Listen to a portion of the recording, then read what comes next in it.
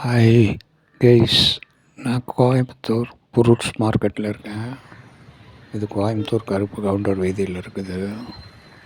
பெரிய fruits market wholesale. இங்கே எல்லா ஃப்ரூட்ஸும் கிடைக்கும். நிறையா கடைகள் இருக்குது, ஹோல்சேல் கடைகள். நீங்கள் தேடி பிடிச்சி வாங்கிக்கலாம்.